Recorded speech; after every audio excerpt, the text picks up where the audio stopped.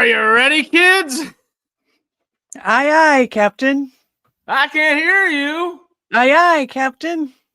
Oh, who lives in a pineapple under the sea? SpongeBob SquarePants. Absorbent and yellow and porous is he. SpongeBob SquarePants. If nautical nonsense be something you wish, SpongeBob SquarePants. then drop on the deck and flop like a fish. All right, good enough. Howdy, howdy, howdy. Welcome back to SciTrek, your sci-fi TV and movie channel. We thought we'd have a little fun just to get going, y'all. You gotta have a good time where you can. So today we are having a little bit of a special episode, a fun kind of silly episode, but one that we're hopefully going to solve a big issue for how Stargate can come back. We're going to reimagine how Stargate could come back. Don't give up your day jobs. We're gonna imagine different ways that the Stargate franchise can approach coming back. The way Amazon could say, hey, we have this amazing IP. We haven't really been able to crack the code of how to go about bringing it back to the forefront of the audiences that already love it and the new audience that could eventually find it and love it as well. I wrote down a couple of different ideas. There's ways that you could start with a movie and have TV shows. There's ways you could have multiple movies and have one big TV show that kind of consolidates things together. There's the video game approach. I even wrote, I guess, the Spider-Verse type approach if we wanted to do an animated kind of format. And then, like we discussed the last couple of days, it kind of inspired us to come up with this topic in general. And like what Alex just said right there, Predator Badlands, the way Predator and I guess just Alien in general currently are pushing their franchises forward in a new, it's fun and exciting way. How could Stargate emulate that and borrow at least the thought process and how to bring back their own product and projects? Now, besides all that, you doing all right, sir? Yeah, I'm doing good. Good. Good old middle of the week. Finally back to regular Stargate Outpost. It does feel like it's been a long time. Who said that? Queso, however you say that. Sorry, I don't pronounce it, but it does seem like it's been a long time. It does, I guess. It's already been. It's been about a month, I guess, because we did our bi-weekly, of course, and then our bi-weekly last time ended up being V for Vendetta. And that's right. Here we are. Hey, Stanley's made it. Yep. So yeah, any of those avenues, are there any others that you've been able to come up with that you just thought up on the top of your head, or do you want to dive in a specific avenue and just kind of start thinking about it? I think you covered everything. We got animation, we got movies. Did we say miniseries? That's my vote. Is to try to do a miniseries. But I like the idea of the kind of doing I don't know if it necessarily has to be a theatrical release. Maybe they could do it as a fun special thing, like in a limited theatrical release or something. But like a made-for-TV movie, that probably is a good way to go, just to kind of, like Jay has talked about before, where you have just like an in-universe story that just kind of refreshes your memory, gives you the feel of what new Stargate is going to feel like, what it's going to look like, who's going to be in it, what the writing style is going to be, just get everybody kind of back in that groove, and then go from there with doing like maybe a mini series that maybe leads into a series if it does well. Redo Infinity. No, it's animated. But I don't. How would you do an animated? You could have a lot of fun with that. You could you could do like crazier, zanier episodes. How haven't some television like live action television series done like crazy animated episodes? Like Star Trek did that, didn't they? Oh, I think there's a lot that have done that. Or other. I can't think of off the top of specific ones, but I mean, David brought one up a second ago. Just make them puppets. Stargate has done that. Yeah, they've done that. That was not. Was it 200? Yeah, that's 200 because Yeah. opportunity is 100, right? Yeah, or it's Wormhole Extreme or whatever order it is. Yeah. Yeah. Wormhole Extreme was first, but yeah. So you're thinking that they should take it one step at a time, like a traditional kind of approach. Like, all right, we've made one project. We're going to test the pulse essentially and see what happens from there. Yeah. Okay. I mean, obviously I'd like them to just go all back in, but if they're not, they're not going to do it unless it's going to be successful. So, those steps, so like I was saying, the made for TV movie, maybe it's a limited theatrical release or whatever, but that you just fan service the hell out of that just to get everybody back into it, Yeah. Start a limited series that covers the years we've missed leading into a new film or series. That's also a fun idea. And that might be a good way to approach just a mini series. That's like kind of what I was thinking, like the movie, which, and then you do a mini series, limited series that kind of tells the story and brings everything up to speed and really introduces some new characters and new people that are going to be, maybe there's a new SG-1 team that's going off on their first mission or something, Yeah. That would be fun to see. That'd be fun to see. With that approach, my brain kind of went to two different angles.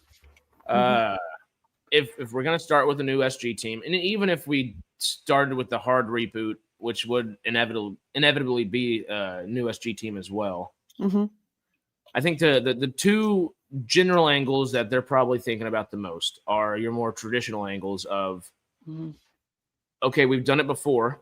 We started with the movie, and then we had a bunch of TV shows. Could we do that again and really revitalize the franchise in the way that it started out as? Or maybe turn that on its head a little bit and have one mainline Stargate show while writing 2, 3, 4 movies, 5 movies, and starting to raise that up, almost vice versa, or not vice versa. Yeah, vice versa what Mandalorian has done. And essentially vice versa what Stargate did originally. I think that wouldn't be a bad approach because it shows Marvel and Star Wars have proven people will watch. Your niche audiences will watch. Yeah. But your everyday done well again.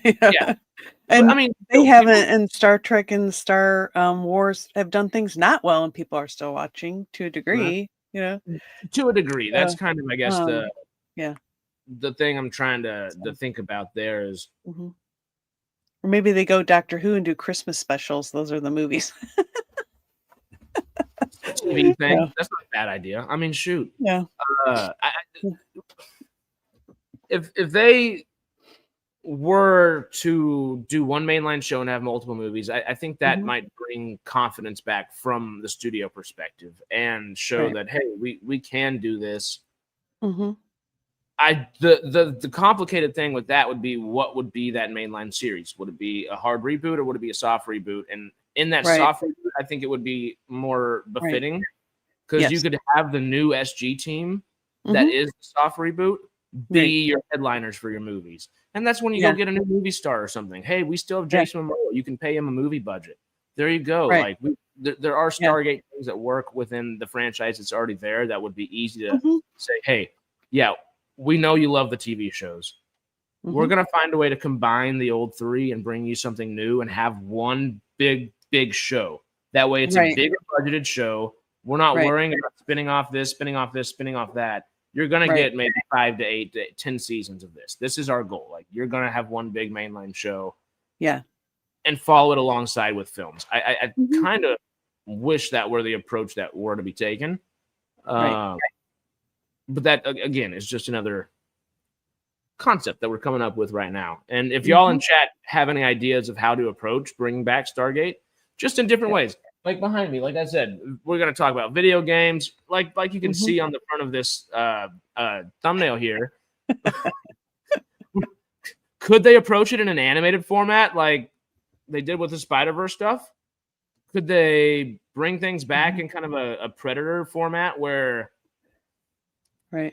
which is almost kind of like we've talked about the last few days, a little Avengers and Justice League in a way where, okay, set things up to approach a big bad. And who would that big bad be? Would it be Right.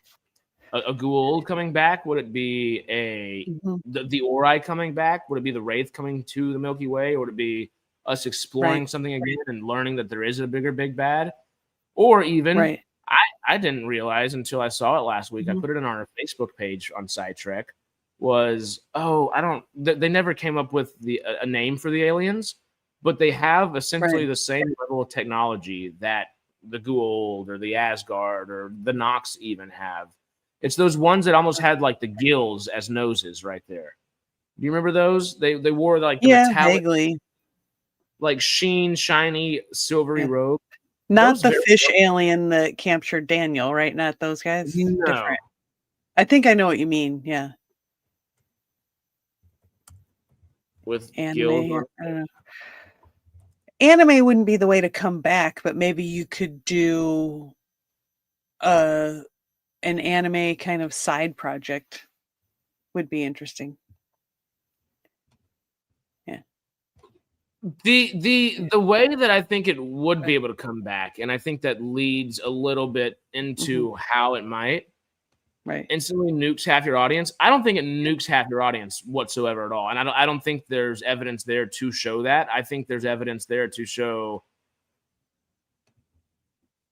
not everyone's going to watch this, and that's for sure. Right. That is very, very for sure. Well, yeah, we're like, it's pretty specialized audience to begin with, and that's the thing too, is like, you want to make, it's that balance act of like bringing the old fans, the hardcore fans back and have them stay with it. But also you got to bring in more, new people, younger people.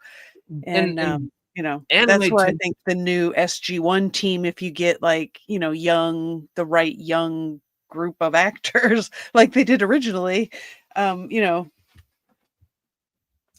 clicks, it could work. Yeah, because this does open the audience for a younger generation, not necessarily a younger generation, people that are just interested in anime, which is a generally niche audience, and they are willing, that audience, to go into other fandoms, other territory to figure out, hey, they've done a pretty good job at turning this into an anime. When The Witcher and Witcher season 4, we don't have to talk about all that going on right now because. But I didn't watch it. So. I watched an episode and I wanted to bang my head against the wall. I was like, I can't do this. I can't. Yeah. But early on, whenever it was old Cavill Witcher, there was the anime. I forget. It was like I want to say something it had like wolf. Wolf in the title, something. Nightmare. But it wasn't. It was was it him? It was a different main character in the animated, though, wasn't it? It was. Okay. It was a couple different main characters. I think it was mostly Kim Bodhinon. Witcher or whatever, right? Because they're if I'm remembering, there's Witchers as a group of people, and he's like one of the last ones or something. Well, it showed, him becoming a Witcher as a child, I think, and mostly focused on the older Witchers there. Which is a fun approach. They've proven it can do well.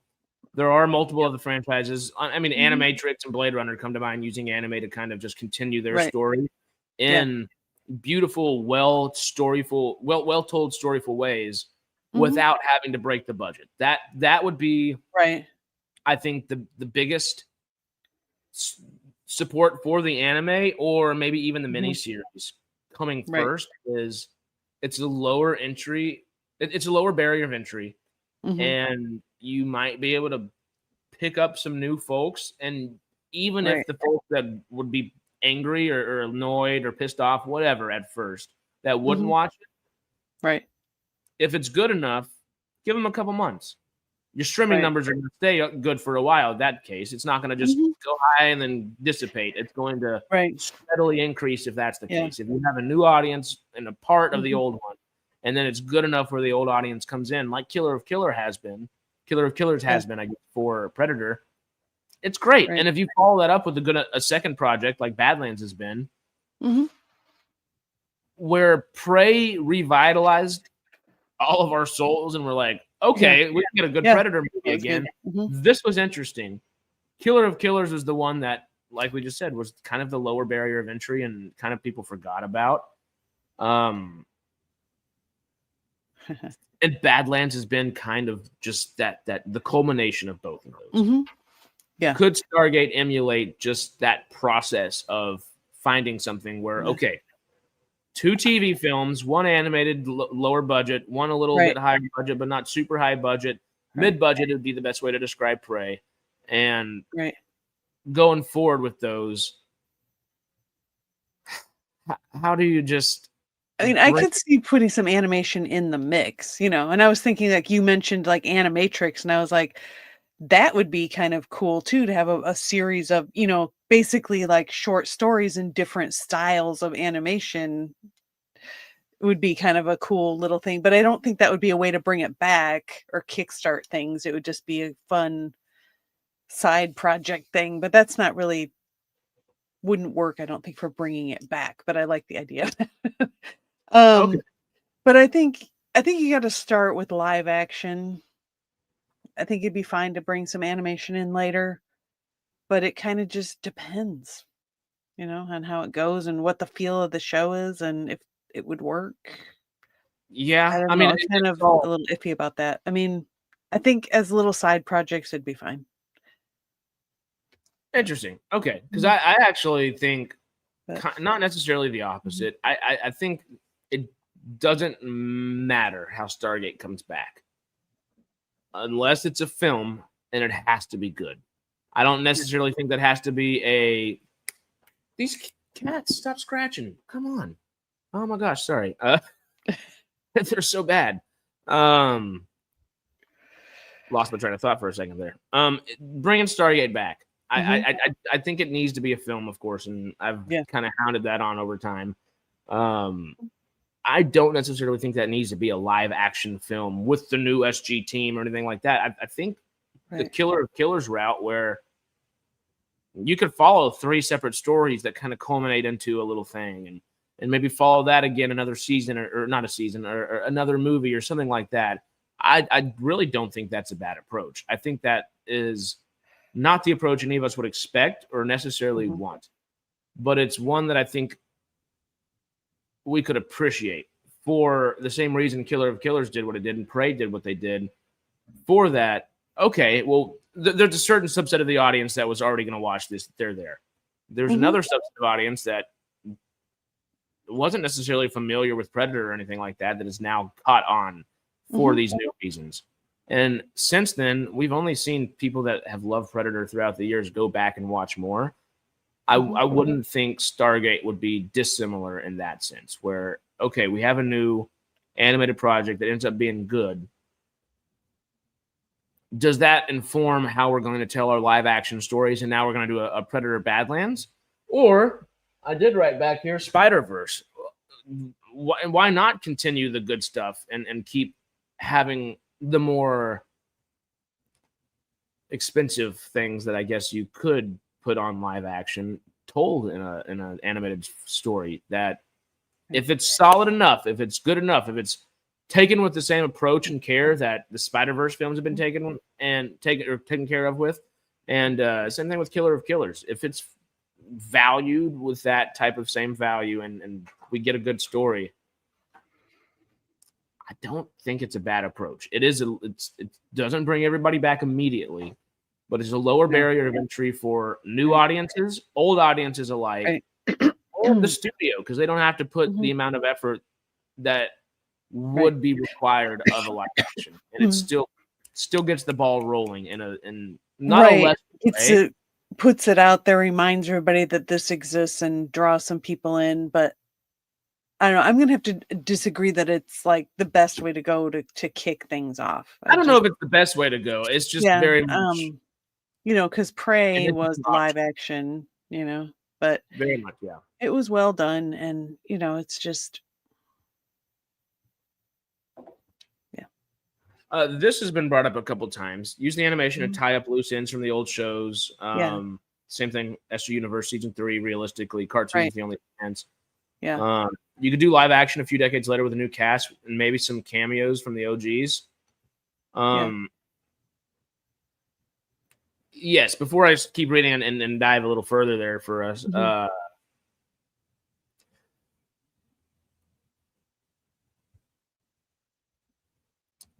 I do think that doing an anthology, because that's another thing that I wrote back here and that you've mentioned a few times in recent streams and such, that it might be a good way. And like we talked about, Gate World had that great video of detailing in an anthology series might be a good way to do that. If they were to do an anthology series, I think doing the Killer of Killers route would be the best way to do that. Whether it be a full film that has like 3 separate things and you get another anthology animated film, or if you just do like 3 or 4 or 5, whatever little smaller stories that you put together and kind of culminate into a larger thing at the end of it. I think that's a way to get folks excited about other projects and to make it less homeworky, like Star Wars and Marvel has become. And okay, Predator has done, and of course, earlier Marvel, they took 3 or 4 or 5 films before they did their Avengers. We got 3 films before the Avengers for the Predators are kind of happening. It's showing that you can get the same emotion and that same excitement for audiences with not less work, not less films, yes, but more efficiency with the way that work has been approached.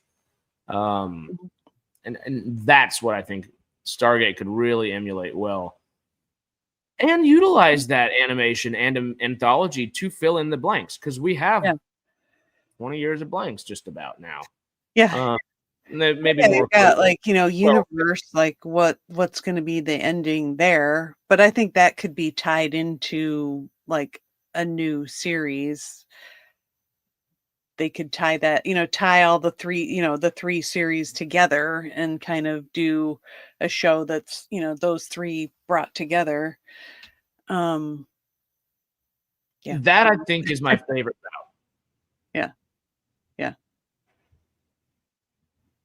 If we could get actors from all 3 of at least enough to make you feel like I remember this. I wanted to watch that and I never did. I should check it out. That's actually like precisely what I was trying to get across. I don't know how Secret Level blanked my mind there, but thank you, Peter, because that is precisely kind of the approach that I think Stargate would flourish with, and it wouldn't be the approach I think any of us would think would be the right approach or the starting approach. I still think a film is best, but if they were to do a Secret Level thing where you only had like 10, 15, 18-minute episodes and you had about 10, 15 of those episodes, all right, now we know what's been going on for a while. Now we know what the Jaffa are up to. Now we know what the Ori are up to in their galaxy. We know how the Wraith and the Pegasus are. We know how the Milky Way is, both in the way we're thinking about it and the way Lucian Alliance is thinking about it.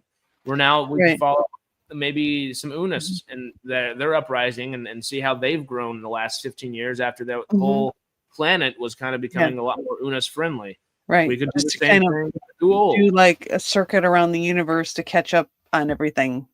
Yeah. And utilize that as Secret Level, Star Wars Visions, or even like Tales of the Empire, Tales of the Jedi, Tales of the Sith. Just kind of combine the thought process for all of those and bring us something that is, again, I'm beating a dead horse at this point, but a lower barrier of entry, both for old audiences and new ones.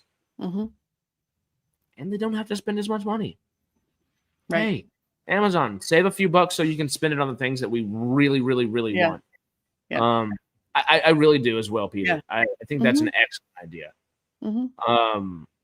Let me go up here real quick just to catch up on some of these things.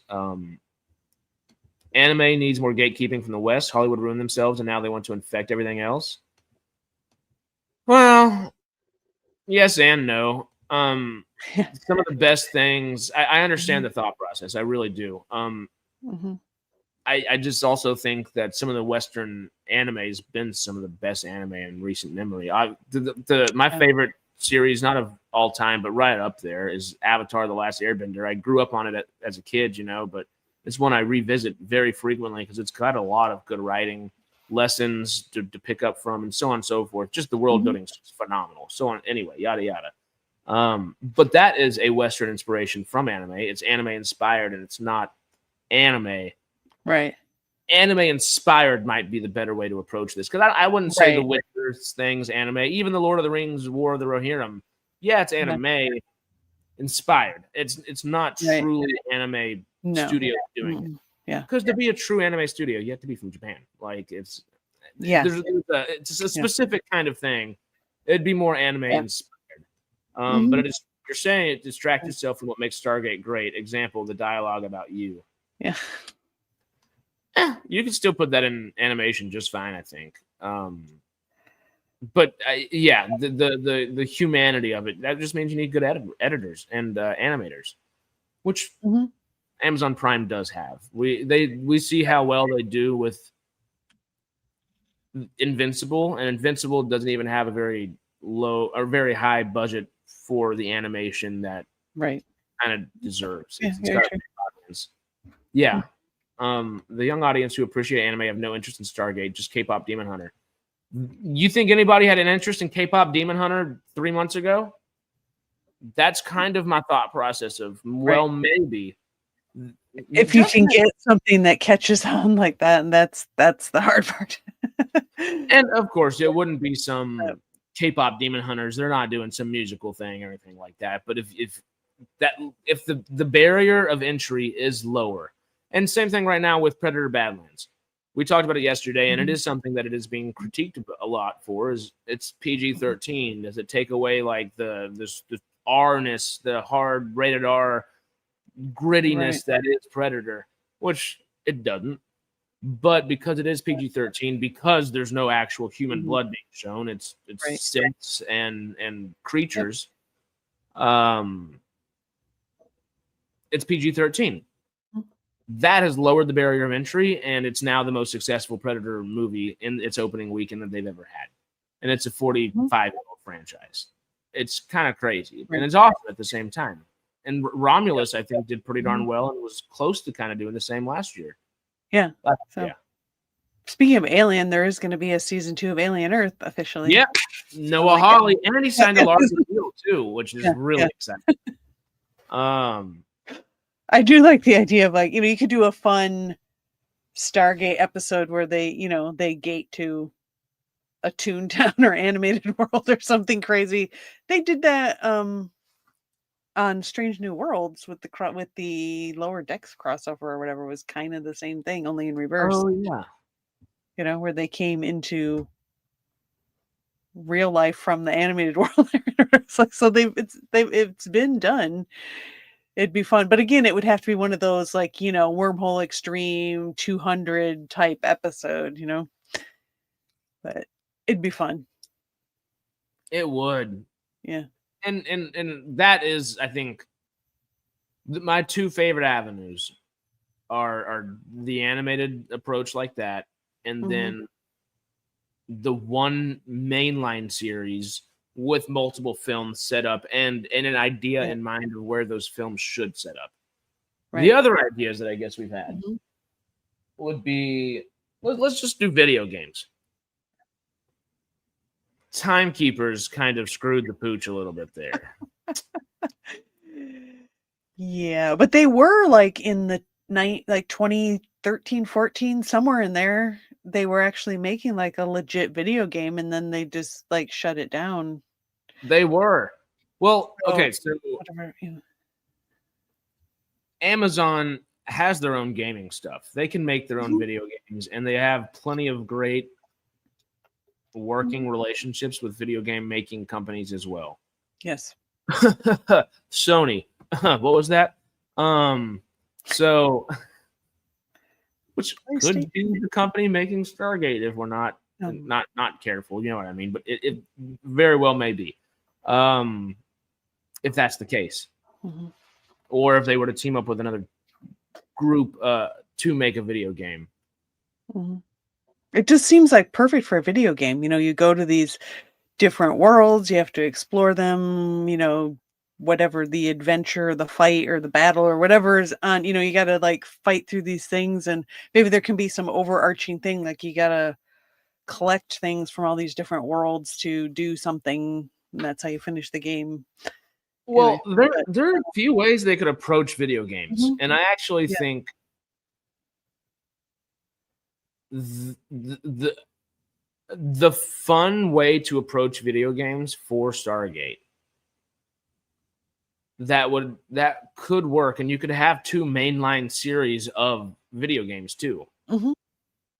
Like a mobile game and a console or PC game, maybe.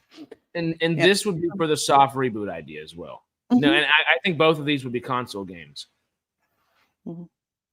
And you could definitely have, you know, one set of things here, one set of things here, so on and so forth. They could continue these stories to fill in the gap of what we've missed. Right. I think one mainline video game franchise of SG-1 and one mainline video game franchise of SGA would be genius. Because then you can get all the actors back that you've been wanting to have back, and we've all been wanting to have back for a decade now, plus. Yeah.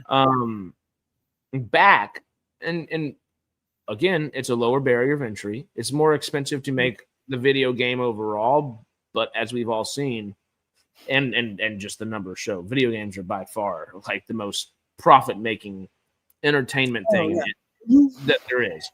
For sure. So that has the most ability to fund the next things that the Stargate franchise and Amazon would like to do with it, if done well. And SG-1 could most definitely be continued. You could very well, the best way for a Stargate game is to give it to Bethesda. I love Bethesda so much. We talk about Fallout so frequently. Yeah. It would take way too long. If they were able to oversee it in a similar way that they did the Indiana Jones game, yes. If not, there are a couple other great companies as well. I'd be wary of EA and BioWare right now, but there are. Give it to Obsidian or something. Somebody. Stargate as a video game only really works one way: to hide loading screens between different areas behind a Stargate portal animation. Hey, but still, that's a built-in perfect thing, and all you got to do is have a cool animation for your loading screen, and people are like, "I'm in a new place," and you're great. I think the video games would be a wonderful way of coming back, and they cannot make. Oh, I thought he wrote Stargate Timekeepers. There it is. Cannot make Timekeepers again. No more. Nothing can be. Nothing that you're charging people 5 times the amount of what it should be charged for. The most Stargate Timekeepers is a freaking cell phone game that should maybe cost $3, $2.99. Like maybe. I wouldn't buy it for that. But $1.99, $2 would be the most realistic thing, and.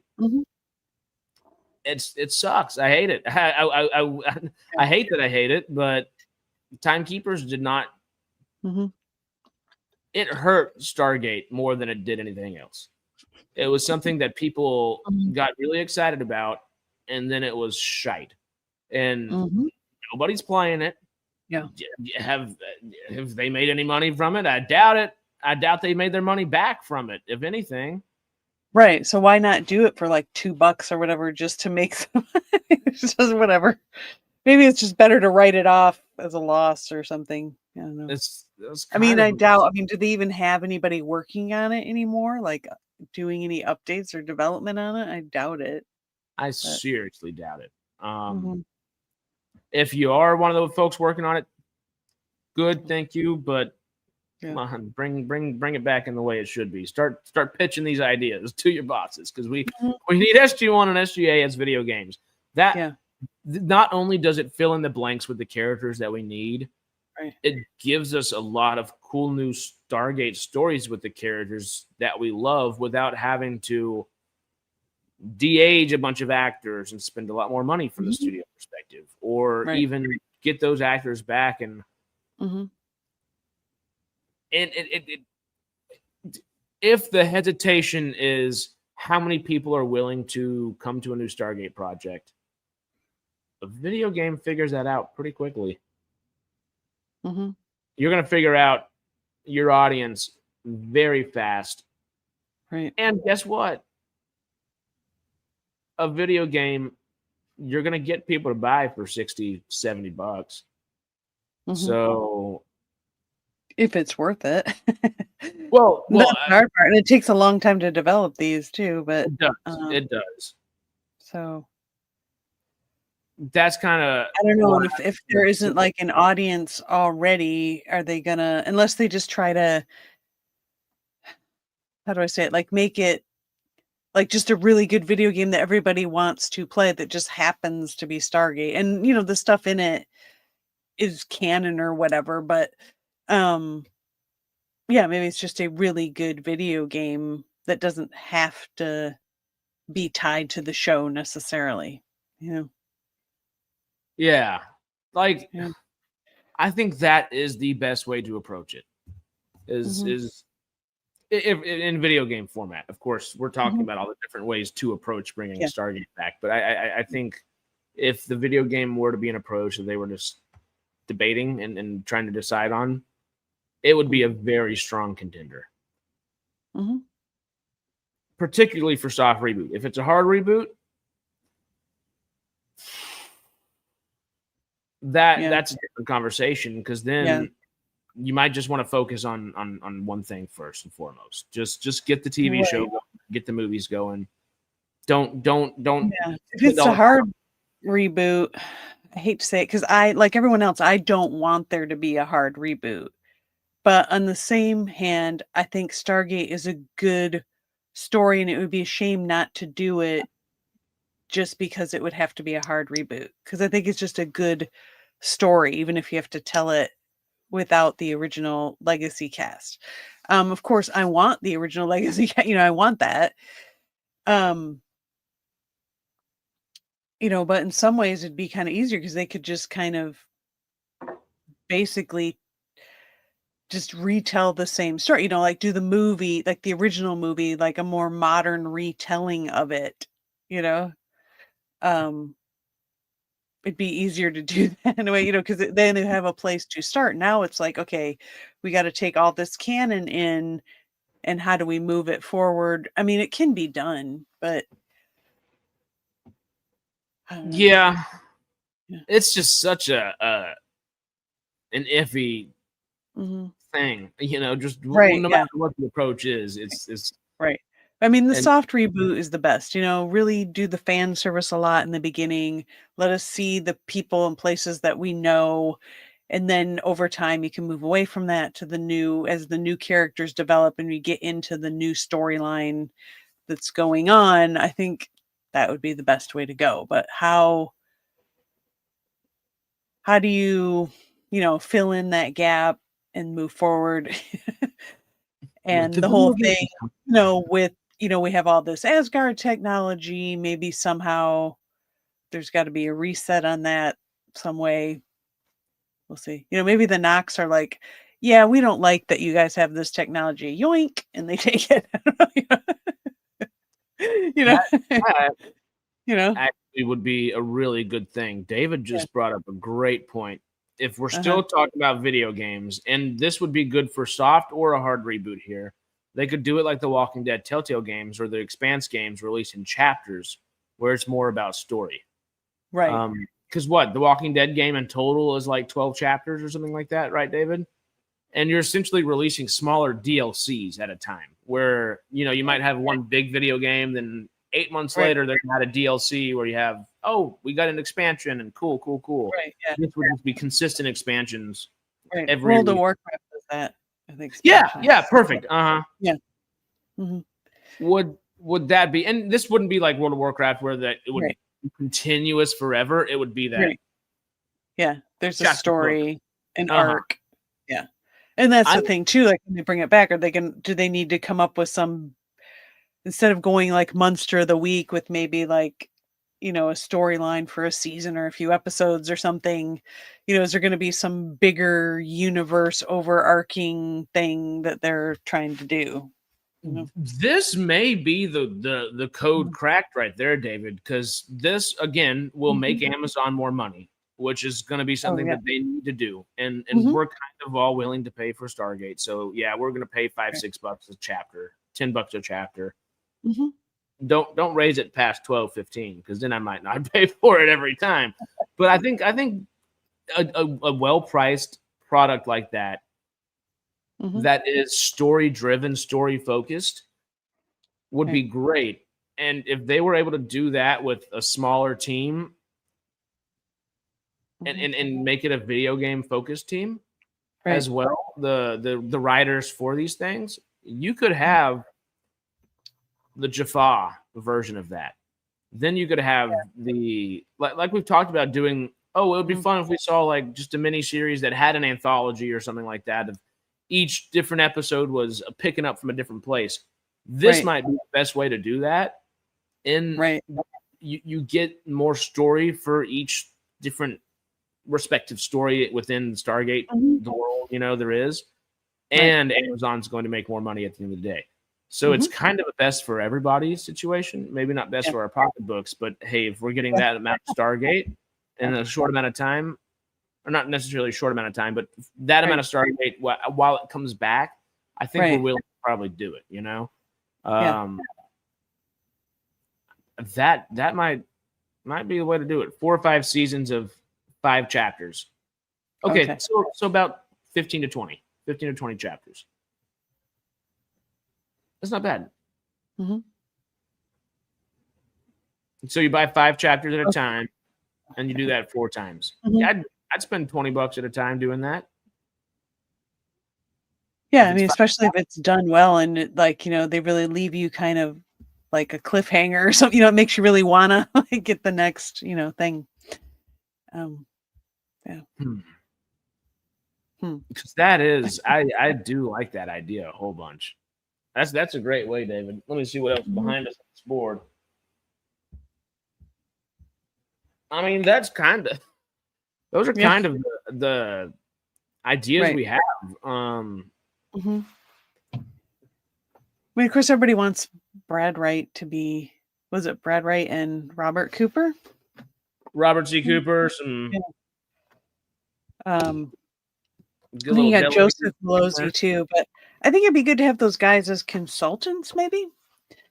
But I like the idea of having like the original people as kind of consultants. Maybe they write an episode here and there, something, or but then have like we've mentioned, the Mark Fergus route. Somebody who really truly loves and appreciates it, and would work well with the original creators, to move forward with it. That is best case scenario. Is Amazon willing to do that is the problem. It seems like they haven't been up to this point. But best case, I would hope that they would be willing to bring those folks back for those kind of things. Right. I mean, consulting at the least. Consult, maybe write an episode or here or two. Yeah. But hey, how about they throw a dog a bone? And they get Brad Wright to write one of these. Robert C. Cooper to write another one. Right. Malozzi? No. Sure. Give Joseph Malozzi one of those two. Sorry. What's the DeLuise? Peter DeLuise, right? Yeah. Peter DeLuise. I don't remember. There's like 3 of them. Tom DeLuise. I went everywhere besides Peter DeLuise. Peter, I think, is the one that did direct a lot of episodes of stuff. I think it's Peter. Yeah. He was huge on have him direct some episodes. I mean, a lot of the original cast can do. I mean, you can have Amanda direct a bunch of episodes. I mean, that's like what she does more than anything nowadays. So honestly, yeah. yeah, I think having a Jaffa, a Lucian Alliance, mhm, maybe a Goa'uld, and then a human perspective one of these right. would Yeah, be great. And you could have yeah, Brad Wright, Robert C. Cooper, Peter DeLuise, and either Joseph Malazzi or get frickin' Amanda Wright. I just kept wanting to say Carter so bad. Amanda Tapping. Amanda Tapping. Oh my god. Oh, Amanda Wright. That's somebody that's one of my mom's friends actually. Hello. Oh god, brain farts. Siler. Plenty. Oh my gosh. Yeah. Bring Siler back in, bring safety guy in. Those might be beautiful ways to allow the folks that should be consulting, Right. Amazon, no matter Right. what the hell you do, these Right. folks should be consulting. Even if it's a hard Right. reboot, all of these Right. people should be consulting. Right.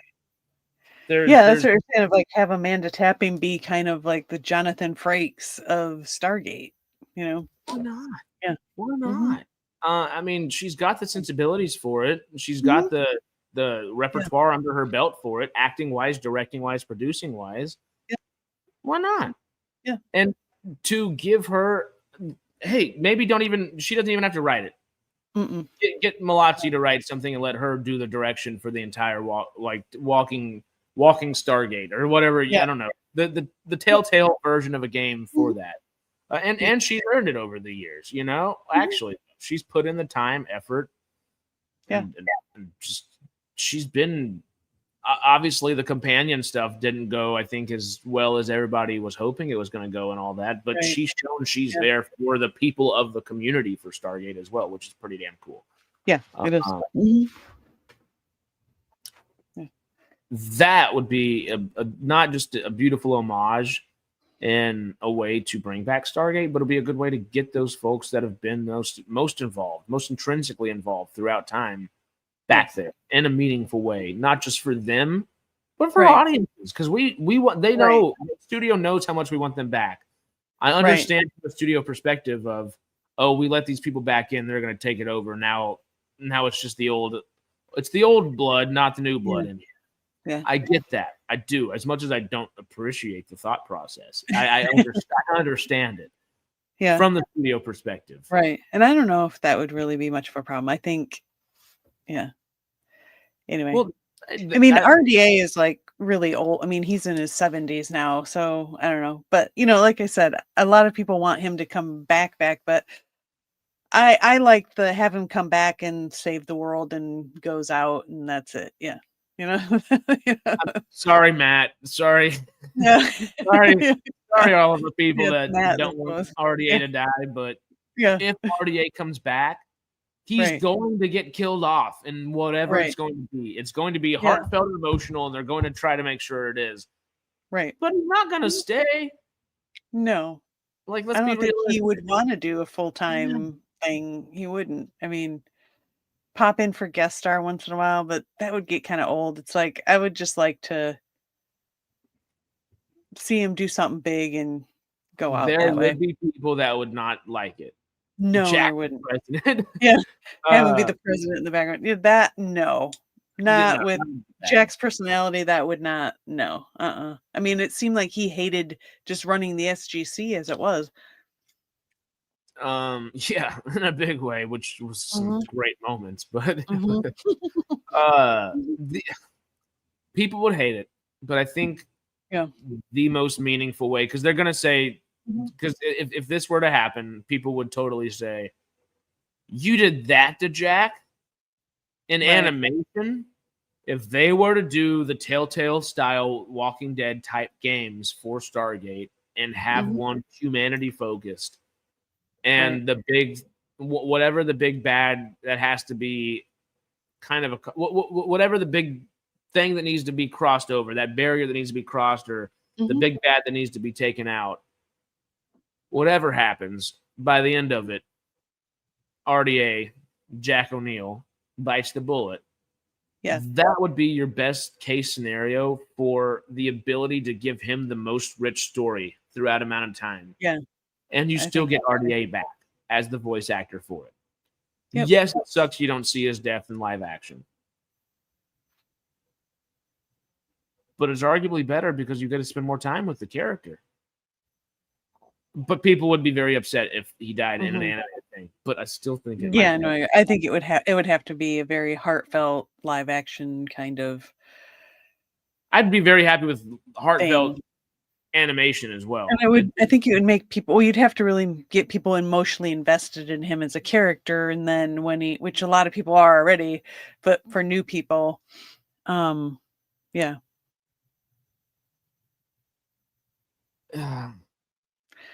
No matter how Amazon approaches, I get why people would want to keep him around, but I just think with his age and stuff, would you rather have him continually be on the show and it just be a declining thing and he just kind of fizzles out? Or would you rather, Not make only it like a very emotional, heartfelt, he saves the world thing? I would rather have that and lose the character than, and so you much could always have somebody else that kind of fills that role of what his character did and what his character was like. And we like we already talked about do. before, his clone is out there. His clone might come back, and you could find another actor that is him but not him or something, Yeah.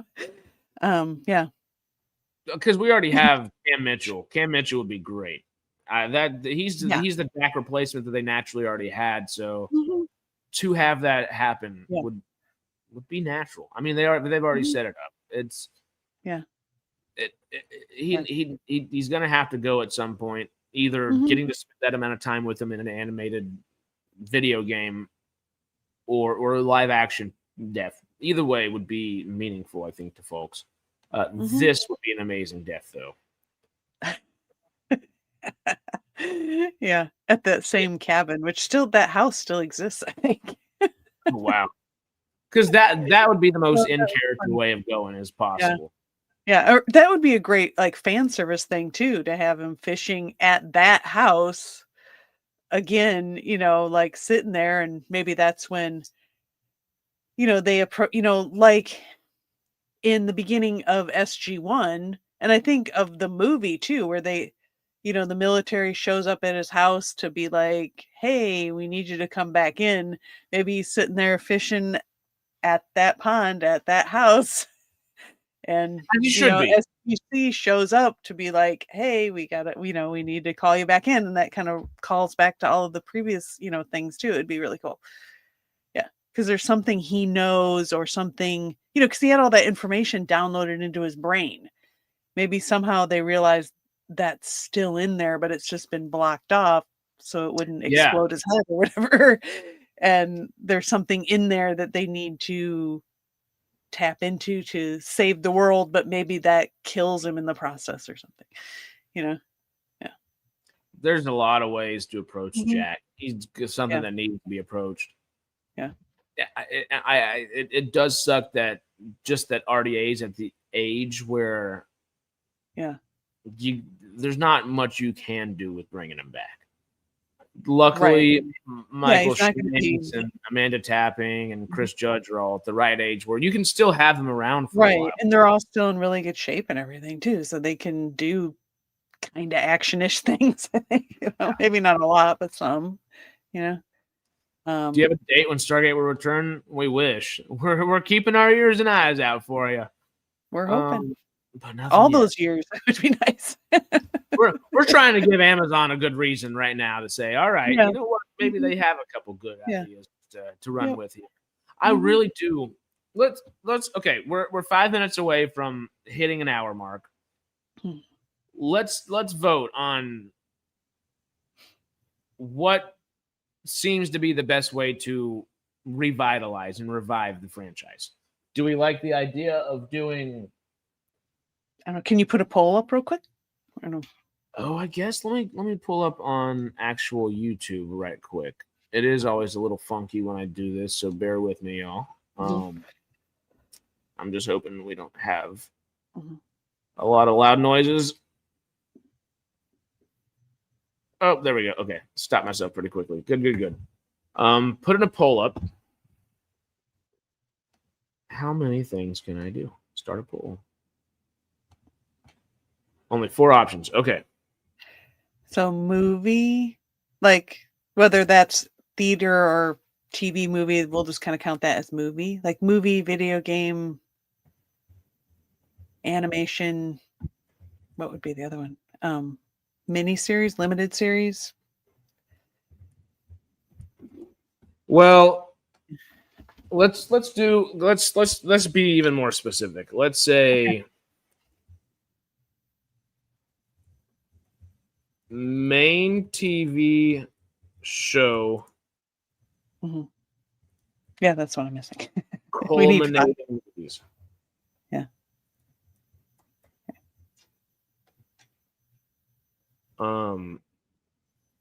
Multiple TV shows begin with movie.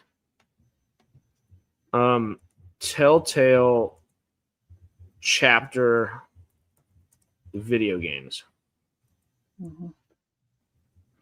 Or just video games regularly. Yeah.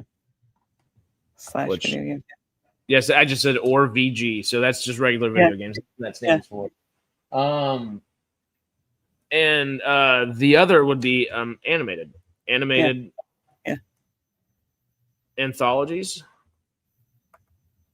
Yeah, or just any kind of animation, whatever that is. Yeah.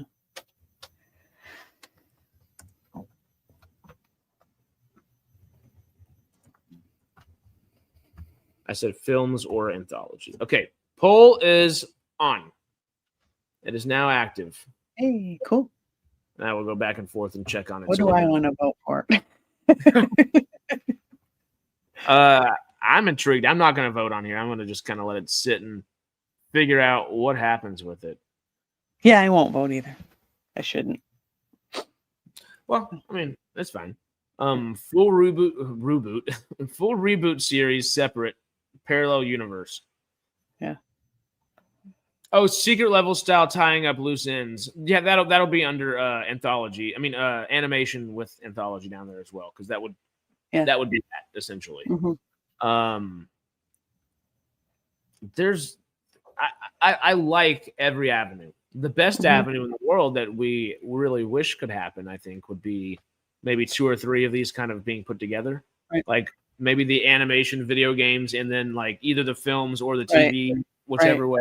We have to have one thing that really kicks it off and have that one thing be very successful. Then it can kind of splinter off into all these other things. But I think Amazon would do more of the approach like what I was saying earlier. Not that I'm right about everything, but well, no, maybe I am. With the movie, like I said, well, anyway, I've already said at the beginning of the stream, the movie, which then, if that's successful, moves into a television show or more made for TV movies or something. That's the most natural. And then if that continues to be successful, then we get into video games, animation, etc. Yeah. That is the most tried and true approach. And the reason I didn't put it on the poll is why the hell hasn't it been done already is kind of my thought. It's like we have had there's lots of excuses, like they had to wait for the sale to go through, then they had to reorganize, then there was the strike, and then someone was running things that didn't make it a priority, and so on and so forth. That has all happened. All right, I gotta step away for a minute. I'll be right back. Yeah, no worries. This is gonna give me a chance to look at the poll. Oh wow, main TV show culminating movies. So it's 67%. 33% is multiple TV shows begin with a movie. 0% on Telltale chapter video games.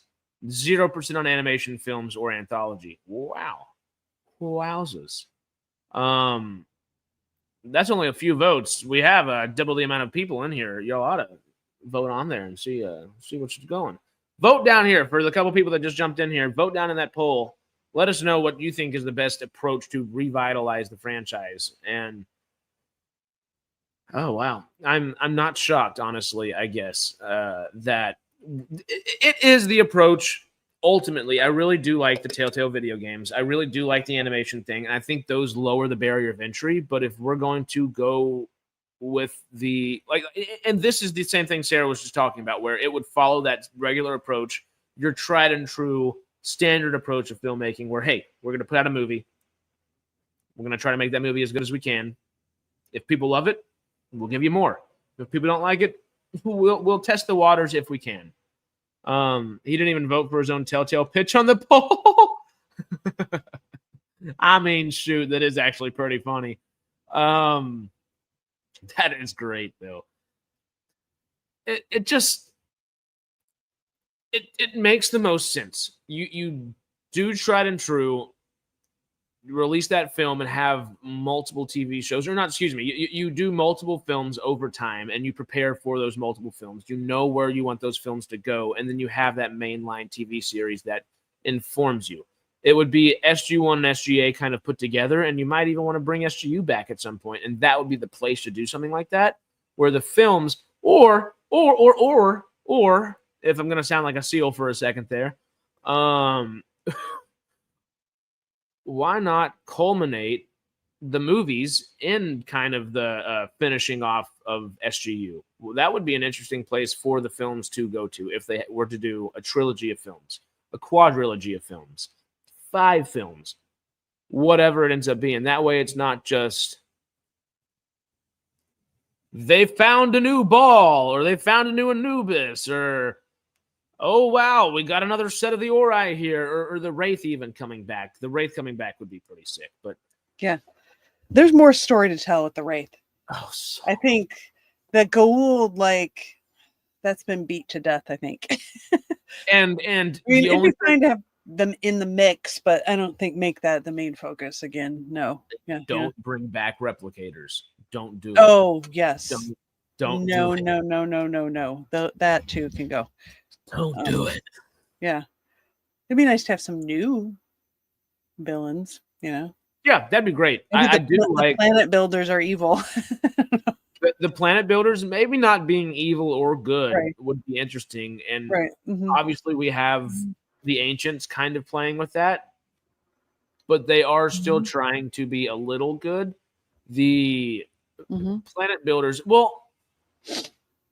Maybe the planet builders would lean a little bit good because kind of the Ancients where Omadasala leaned good, the rest of them were just completely apathetic.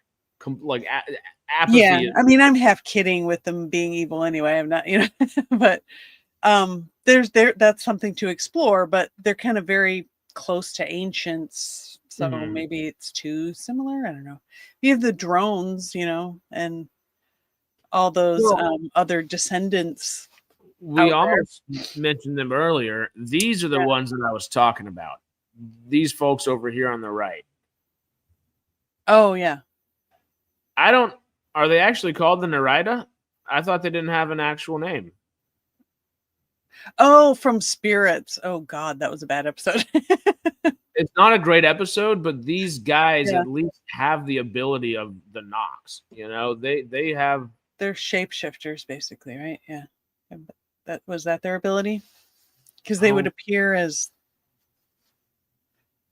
Yeah, it just calls them spirits, is what they were named as, I guess, as... Yeah. But they just kind of took sort of indigenous culture and played into it, basically. Yeah, in a big way. Yeah. But these guys essentially have every capability we expect the Nox to have. Not the Nox, excuse me, the Furlings to have. These guys could be the Furlings. If we wanted to give them an actual name, they could be the Furlings. And that's what we need to go with, the Furlings. We always forget about the Furlings. They're ripe to be... Maybe they're not furry at all. It would be if maybe they evolved past their fur, like the Asgard at some point. You can't help but think of the Ewok thing because it was it in the 200 episode where they showed the Ewok like furlings or whatever? Yeah, the koala, but it was the Ewok koala. Yeah, it's so great. I actually very much disagree. Retire the Jaffa, cheap Klingon knockoffs anyway. They're not. But right, they have similar kind of the honor culture and things like that. But, Furlings are Ewoks. They look Yeah. more like Eelings. That's Yeah. funny. Eelings. The God.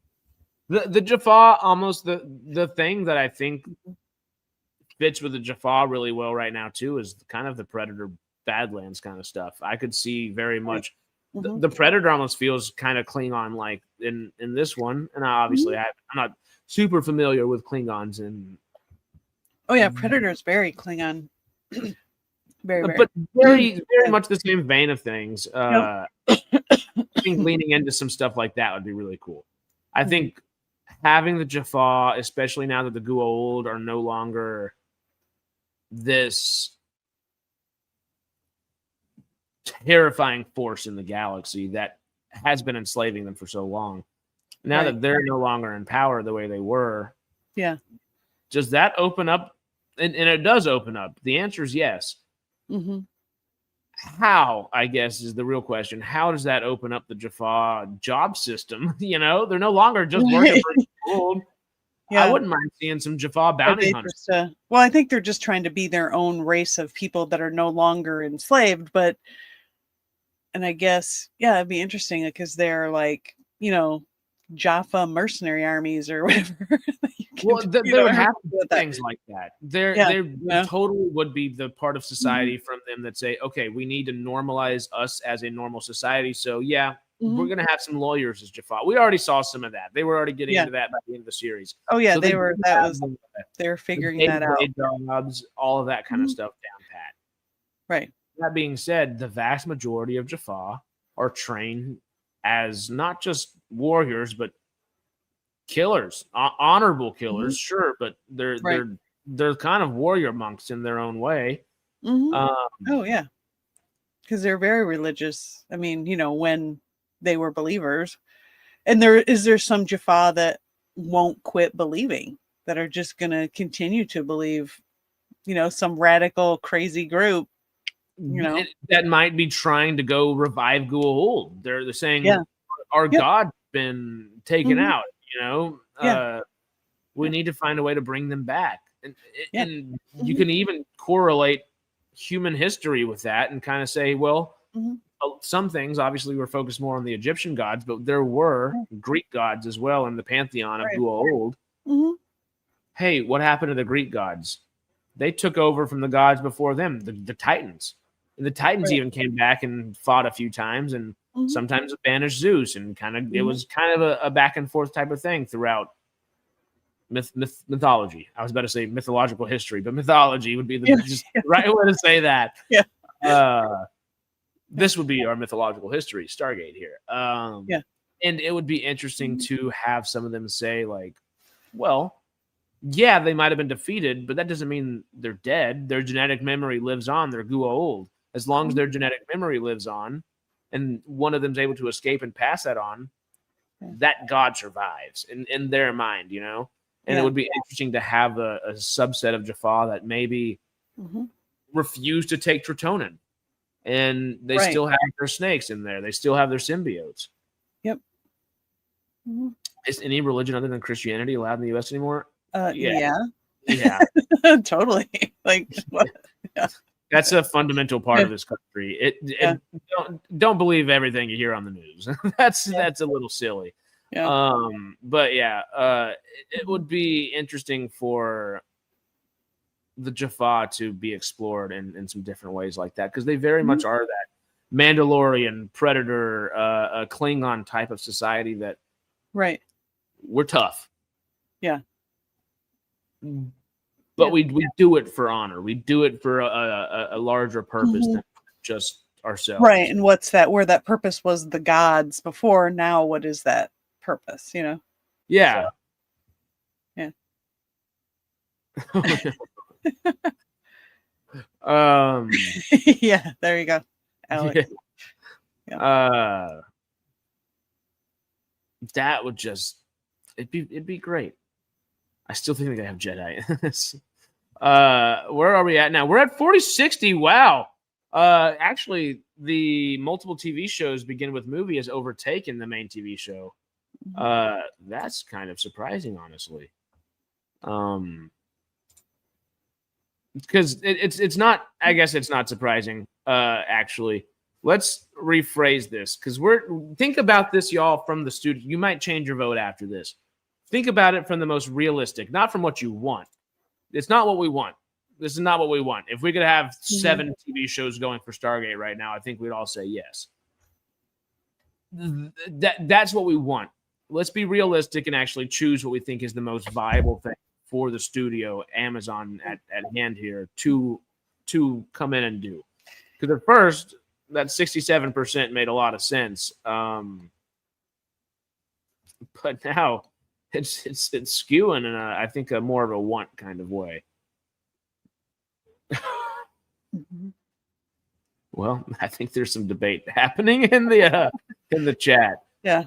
Well, no, I've heard. I mean, we'll see. You know, there's been things going on in England lately. So yeah. If what you're looking at it from the studio perspective, which option is the cheapest and quickest? Movie, made for TV movie. I don't know if that's the cheapest though. Well, animation would be the cheapest and quickest, but I don't think that would be that. I don't, as far as it actually working though, I don't know if that would work. Realistic main TV show with a movie.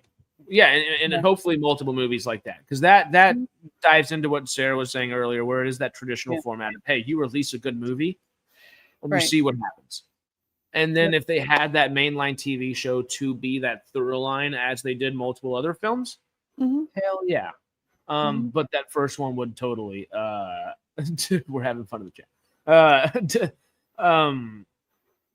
It's the lowest barrier of entry would be animation. That would also be the same thing for Amazon as well as audiences.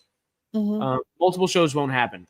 That's where I'm at. That's why I try to kind of differentiate that thought process. Is like I don't want to be upsetting necessarily, of course, but we're not going to get multiple shows. Let's think about this from the studio perspective. Unless it becomes like very like popular, successful, then maybe we get like a spin. You know, we get an Atlantis or a universe. But it's not going to be like Star Wars or whatever that went crazy. Well, yeah, and Star Wars and Star Trek have kind of shown why that's not the best way to take things sometimes. Right, and Star Trek is kind of dialing it back and looking to, I mean, at least, watching, I watch Jay's videos on that stuff. So, yeah. It's just, if animation were the way to go, for the kids versus for the oldies, I don't think though. For the kids wins, they're the future. That's also a good point. Because I don't necessarily think it is one or the other that's going to watch it. I think oldies are going to end up watching the animated stuff nonetheless. I think it. Yeah, I mean the goal would be to bring back the old audience and have a new audience. Yes. So the question there is, does animation make the most sense there? Or do like the Telltale video games make more sense? I do like the idea of having like the larger kind of games as well for SG1 and SGA, but that would also kind of be a movie did really well, and also we have a season 1 of the series that's doing really well. Now maybe let's put this into development. Right. I don't think the animation and video games, I think that would be geared more towards a new audience than the older audience. Although I think there's a lot of people in the older audience, we're all nerds, so we would be into it. But I think that would be leaning more into the new audience than bringing back the original audience. Yeah. Which I don't think is necessarily a bad idea. I know it's a little probably not controversial or sacrilegious. Well, maybe a little bit of both for Stargate folks, but I don't think focusing on new fans is a bad thing. No, I don't think so either. It's just you kind of need to do both at once. That's the hard part. That's the tricky thing. I don't think it's that hard. Hard reboot makes it very hard. Hard reboot immediately just makes that, because then you might only have new fans if you're not careful, and just a very small subset of the fans that aren't completely aggravated with you.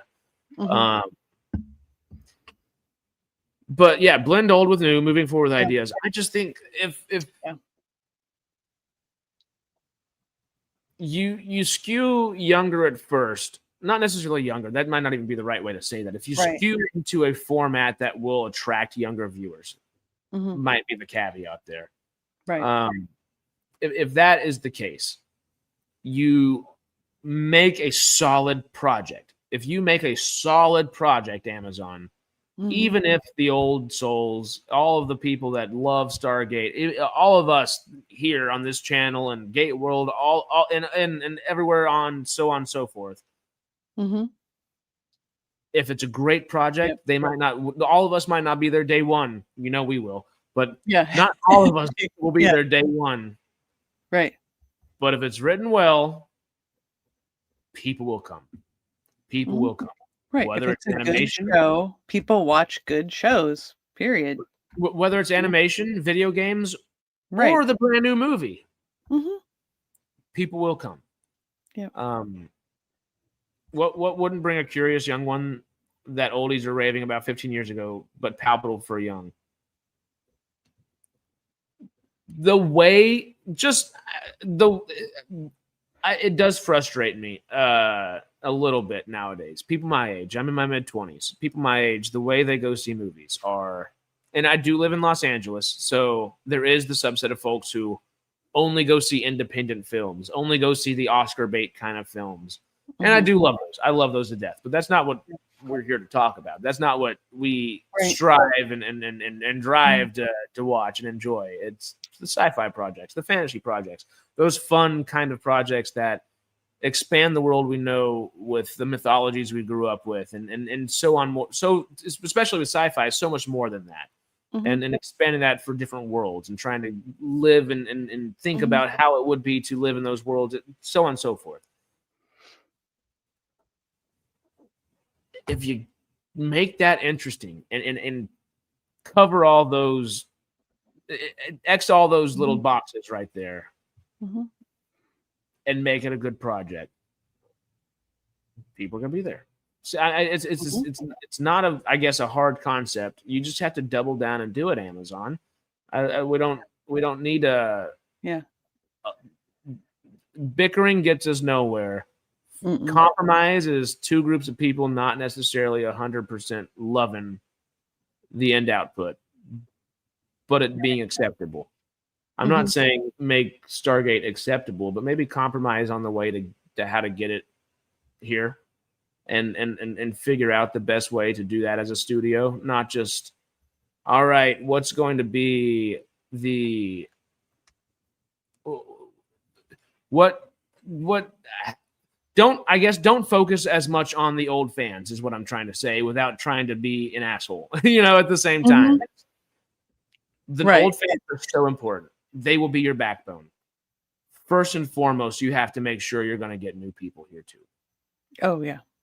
It's a great enough series where you don't need a hard reboot. You don't need a hard reboot. If you're going to do it, there are ways to do it, but you don't need it. I started watching Stargate in frickin' 2020 while the pandemic was happening. Mhm. It's a great enough series. And at that point, I was literally 21 years old. So Yeah. young people will enjoy it. Very, very much Yeah. so. It's getting the hook, the hook. It's getting the hook. Yeah. And thankfully, there was a pandemic where there was no end in sight. And I said, hey, I need the longest series I can find that seems like a fun fandom and seems like something enjoyable. That Right. would just maybe fun to just try out while there's not much going on in the world. Hey, Right. here we are 5 years later talking about Stargate on like a Yeah. weekly basis because Yeah. it turns out, oh yeah, there was a franchise that was amazing. Mhm. As much as I don't like saying don't focus on the old fans, don't. They'll be here. They'll be back if you make a good project. That Yeah. is the big asterisk right there. If Yeah. you make a good project, Amazon, that's what we need. Yep. But you don't need to focus on the old souls. Get the new people involved and have something great enough for even the pissy folk that are like, well, this isn't what we expected for Stargate. Right. If you make a good enough project, they're going to come. Yeah. Everyone's going to come. We're going to check it out. Yeah. I mean, there is that group of people that just want it to be exactly like what it was originally when it was on TV, and it's not going to be that. It's going to have more of, I mean, this is me making assumptions, of course, but it's going to have more of like that SGU Expanse kind of feel to it. It's not going to be like, SG1 and SGA. It's not going to, I mean, there may be some elements of that feel familiar, but it's not going to be exactly like that. It's never going to be. And there's people that aren't going to be happy unless it's that. And it's just, that wouldn't work. It just wouldn't work. No. And with saying skew towards the younger audience, skew towards the new audience, not necessarily younger, new audience would be the best way to say that. Yeah. Skew towards new people, right? Interest new people, because you already have such a great group of people that already are interested. Yeah. They would be back if you make a good project. Yep. That's what it comes down to. And if you want Stargate to be successful, it needs new audiences as well. That does not negate, put a little love in there for the original folks. That way, because like we said, you can do that easily, I think. Yeah. A hard reboot, if you're going to do it, could make sense, Amazon. But at the end of the day, right, soft reboot ultimately makes the most sense. And you can still do this, and you can still have the fun stuff that you're expecting. Just not necessarily to lesser degrees, but in a varying way. Right. They're not the main focus of the show anymore. They're just around to make you feel familiar and feel like it's Stargate, And for new people watching it, it shouldn't even register. It should just be like, oh, this is a really cool general. Or, okay, so this person's in charge of, or this person was almost like in an elected position from the public of multiple countries to be in this position to kind of oversee some stuff. Oh, that's really interesting. Okay, cool. Yeah, and that also happens to be a man, Sam Carter or Daniel Jackson or whatever. Those are the two people that came to mind. Mostly Daniel Jackson right there, or like not Weir, but somebody that would be in the same vein of Weir, or even Camille Ray in SGU, or Woolsey. Yeah, or Woolsey's the perfect example where that slimy little bastard took a long time to like, but when we liked him, he was so good. Yeah. Yeah, that last season of Atlantis, he was great. Oh, so good. I almost want to watch Atlantis back just to get to his stuff. Whenever I saw that he was going to lead that last season, whenever I was watching it, I just went, you're going to end the show like that? Yeah. And then I watched it, and I was like, oh, Woolsey's like my favorite person now. Not my favorite person, but in my top something, like it's just. Well, Robert Picardo is great. So, Yeah, I guess I haven't watched as much Star Trek, so I'm not super familiar with his Star Trek isms, but he's just so good. And he always was good. He was the slime ball that was great to hate for so many seasons, and then he just comes in. They were able to take a character like that and turn it into what he was. They kind of did that with McKay also, but very much so. Oh yeah. He was kind of the litmus test for Picardo in a way. Yeah. SG Earth, Lead Farmer said. Yeah, that's a good name, actually. I like it. They couldn't use it because of Alien Earth. They couldn't use it because of that, but it's a freaking cool name. I do like it. It's simple. Right. SGE fits so well at the same time. Yeah. Honestly, they could make it just SG Earth, and they could just call it SGE. Right. That's always an opportunity. Or maybe they go back to, remember they wanted to do a show, Stargate Command show. That's what became kind of seasons 9 and 10 or whatever. They still have that would be the way to do that. Yeah. That would be a good mainline Stargate and show. I would like, to see Cam Mitchell come back too as something. I don't know what. You want to have Sam running the SGC, but in a way, I don't know, maybe Mitchell might be the better one. I don't know. It's kind of a toss up. But Mitchell's very much more like the military mind, but I want to see a woman running it, but she's more of a scientist. She melts military and science though, which is the she's part the of her. blend of those two, where Mitchell's very like straight line military. and guy. she's not actually. I don't know if Sam's really all that empathetic. She can be at times. Then the other time she's like, just blow up a sun. Yeah. Just take out the system over here. I want Sam to be running it, but it's like I could see it going either way. I think I think they would go with Sam because I think we want to have a woman running things. And it makes sense. And like everything else that we I don't know, maybe Mitchell heads up just the military arm of the SGC. You know, it would make sense for both of them to be. He's over all the teams and stuff or something, you know. Well, one thing that I think would be a really good, if they were to do the mainline TV show and have the multiple films, the films would focus on the younger crowds. You might have General Mitchell or General Carter giving some kind of orders to send them off to whatever mission they may be doing. That would be fun. The mainline TV series, though, if it were to be, and I think SG Earth makes a lot of sense. I do think Stargate Command still would be the way to. Yeah. And Sam did run Atlantis too, so she does have the experience, I guess, for the job. So, well, and especially if Atlantis is on Earth or even in the Milky Way galaxy, it ought to be Stargate Command.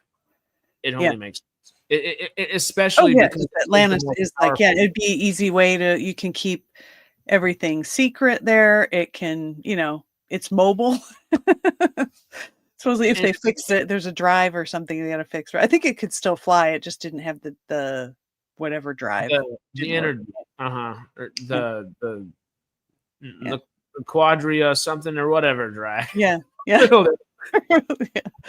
Hyperspace drive or whatever. It was like some Uber hyperspace drive or something. Yeah, we're Stormy or Matt when we need them with the good jargon. Real quick, just catching up on some chats real quick.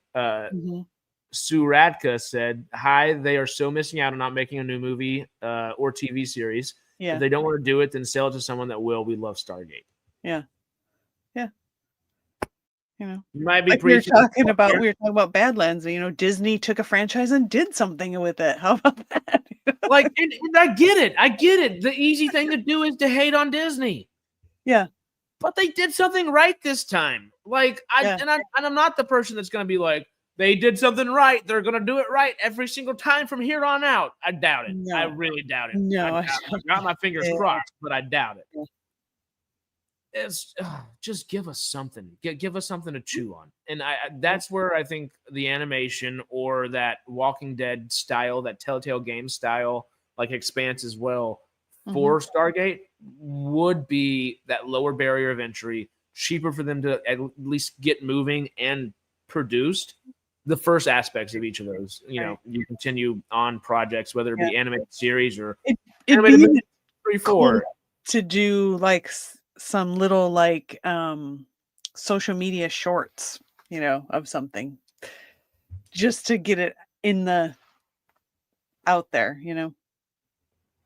like just little short stories that are like 2 minutes long, or whatever, like a little 5-minute or whatever, however long, it'd be different lengths, I suppose, depending on what it would be. But I hate verticals. Especially as an actor, they're taking over the business. They're the only jobs that are available for the most part. That being said, it's where the eyeballs are right now. And hey, Stargate has made like cheap, straight to the internet kind of projects before. Infinity and Catherine are the ones that come to mind.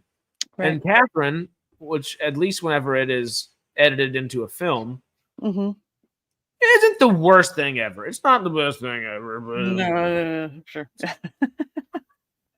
But we were pleasantly surprised. I think one of the things that we said were if this is where someone were to start watching Stargate, especially as a younger viewer, it would probably excite somebody to dive further rather than, okay, you've seen other Stargate first. Okay, this is kind of shite. Sorry, but like Yeah, but I could see where you're like, oh, this is an interesting concept. There's this ring that creates wormholes that connects to other rings that make wormholes, and you can instantaneously travel to all these places around the galaxy, and who knows what you're going to find there. And, Like, it's such a it, cool idea, it's not a bad barrier starting point Mhm. just for people, just for the fact that, okay, yes, Stargate started on Showtime. Yeah. It might not be like your average Showtime show. They were kind of trying at first, but Yeah. Yeah. as it progressed, it didn't Mhm. lean into the Showtime-isms, but Right. it was still a Right. Showtime level show. It had the budget, it had the cast, it had the Right. wide, vast world that they were able to create Mhm. because of the things they afforded to the show. Right. Um, uh, uh, Stargate Origins Catherine is very much in the CW vein of things, not in the Showtime vein of things. Right. And if there's a place to Mhm. start, it's Mhm. kind of start on the lower bottom of the Right. ladder and climb your way up. Right. I don't think it's a bad way. But that's what they need to do for our first movie, where it's a Stargate story that doesn't necessarily, touch canon. I mean, it does, but because of how the movie goes, they don't have to worry so much about the canon side of things. With what happens to them at the end anyway. If you've seen it, you know what I'm talking about. I lost you. But that kind of thing. We just need a story in the universe that feels familiar, and it'd be nice to have a couple faces in there that we know, and that'd be great. Yeah. Yes. David did just put something in the chat, though, that Mhm. is an excellent point. Whatever they do, they need to keep the price out of the public knowledge to stop haters before it even starts, but still advertise the crap out of it. Sort of a catch-22 position. They're in a catch-22 no matter what they do, and I think they've Right. continually found themselves there, and that's why we haven't gotten anything. Right. I think if they just focus their energies on it, they'll figure it out. It's just Oh, totally. And didn't we say that, like, Mark Ferguson, or like, they had figured it out? They wrote a Bible. They wrote or somebody wrote well, I don't know if they were Yeah. using Brad Wright's script or modifying Brad Wright's or whatever that was. But, it's like you have people that were into it, want to do it, wrote a Bible. What are you doing? You have Yeah. places you want to go and places you've Mhm. been, and the blanks have been filled in at least to some Right. degree. You Yeah. know, It just wasn't a perhaps a priority. Marvel style what if series to gauge interest. I don't know, but Yeah.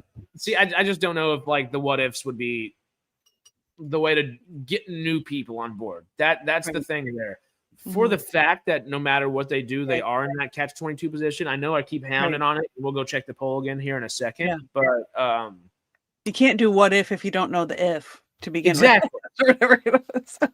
Yeah. Yeah. The animation is the most sensible approach Mhm. if they remain the level of skeptic that Amazon has been. If they remain that same level of skeptic and keep that skepticism, this would be the most sensible approach from their end. They don't have to spend the money on a film project and getting all of those things together. Mhm. If your film project was just animated, it once again lowers the barrier of entry. And even if they do a catch-22, or even with the catch-22 of people already just being pissy, again, if you make a good project, people are going to come to it. Mhm. As simple as that. Will they is another question, but that's a whole nother a worry there is. Mhm. And that's why I think what you said earlier about no matter what happens, bring back Robert C. Cooper, bring back Brad Wright, bring back Joseph Malazzi, bring back Peter DeLuise. Yeah. As consultants. And if you're going to do multiple little smaller projects, let those folks work on those smaller projects. And the things, just pick their brains. Yeah. Pick their brains. Amazon, you have shown that you won't do this before with the Rings of Power and Peter Jackson, obviously there Yeah. were some contractual things that didn't allow you to do that. Right. But to never tell that to Peter Jackson, and Peter Jackson has to find that out just by watching a YouTube video a couple years later. Yeah. Hey, you're human too, Amazon. Whoever you might not be human actually. Whoever is watching this from Amazon, if you are watching this, you're human too. So maybe think about it from a human perspective, and that kind of just sucks to do to somebody. So maybe don't do the same thing with Brad Wright, because y'all essentially have. Right. Do better. No better way to say that than just do better. It just seems like that's like the path of least resistance. It seems like, why make it more complicated than it needs to be? What's our favorite rule that we say all the time? I don't know. I'll know as soon as you say it. It's the KISS rule. Oh, the KISS rule, yes. Keep it simple, stupid. Mm-hmm. Amazon, keep it simple, stupid. Like, come on. You have the perfect group of people to help you bring it back already. Yes, I understand not wanting them to chase evil. No, what? They just saved a bunch of money on Twitch, spend it on Prime. Yes, exactly. Actually, that's a great way to put that. I totally lost my train of thought. I just read Hardcore Henry does Stargate, and my entire brain just went whoop. Not your fault, Lead Farmer. Oh God. Well, we've been on a while, so we're starting to get the brain has farted, I guess. Oops. Oh wow. Good morning. Let's go check the poll over here. Oh wow. Oh no. Y'all are crazy. I'm refreshing this and hoping it's not what I see. Oh no, y'all. We talked about the realism. Everyone just wants the multiple TV shows with the movie. Look how well that's working. Are y'all excited for The Mandalorian and Grogu? See, okay, we don't need multiple TV shows in the movie. That's the only example I need to show you. Like, that would be awful. It would be really fun for us to just get stuff, but it would be throwing spaghetti at a wall and hoping to see what sticks. Yeah. And that's the last thing that Stargate needs as a franchise. As much as fun as it would be from the audience perspective, we got to think about this from Amazon's perspective and MGM Plus and all these things. I would have voted animation, but too late. It won't let you change it. Blasphemy. Yeah. Log in a different account and then. And some people need nonstop action. That is funny, but yeah, that's true. I guess Predator Badlands does show that, and there are good. Right. I think you can do that in Stargate. I mean, I think not that it has to be that. I mean, there needs to be those beats of where that's not happening. Which even in Badlands they do that. But sure, yeah. Even if it's just for moments, like Badlands does. The two easiest ways to do that. Ooh, 3 really easy ways to do that. Obviously, Jaffa would be just kind of your natural way of saying, okay. Yeah. They'd be kind of hunting or doing something, yada, yada, yada. Another way to do something similar to that is to turn Stargate on its head and do something we haven't really seen before. Follow a bad guy. Right. Follow a ghoul that has survived and has to kill and hide and run from bounty hunters, from whoever else, from just Jaffa that have been enslaved, from the Goa'uld family. Maybe the Goa'uld didn't do anything themselves or whatever, but they were a lesser Goa'uld at the time and have now risen to power amongst the Goa'uld, and that alone puts a target on their back. Something like that might be interesting. The other very natural way of doing it would be Wraith and Runner. Just have Wraith coming after a runner. Oh, yeah. And that essentially would be Predator Badlands for Stargate. And it would be super cool. Yeah, I forgot about the whole like Wraith and Runner thing. Now that you say that, like that's Badlands. That is Predator yeah. Badlands, pre-Predator Badlands, honestly. And Mhm. would I watch it again in a heartbeat? Oh, Predator Badlands or the Wraith version of it? Yes. Yes. Yeah. I would watch both in a Yeah. heartbeat. Mhm. All that being said, it's our final ultimate poll thing. Really? It's 67. It went up 1%. Oh, y'all are y'all are hurting me. I think you're doing it on purpose, y'all. No, I don't. I just think everybody gets so excited when they see that. Wraith on Earth, like in the last Las yeah. Vegas episode. Mhm. Have Vin Diesel do a cameo as an ex-general in an episode. He might be a little expensive to get. Yeah. And honestly, screw that. As much fun as it is, like not to say what you said was bad or anything. I just want Vin Diesel to freaking focus on Riddick. Screw the Fast and Furious stuff at this point. I loved those movies back in the day. Yep. After the 9th one, it just no more. Mm-hmm. Give us more Riddick. Yeah. That's what we need, Mr. Vin Diesel. Yeah.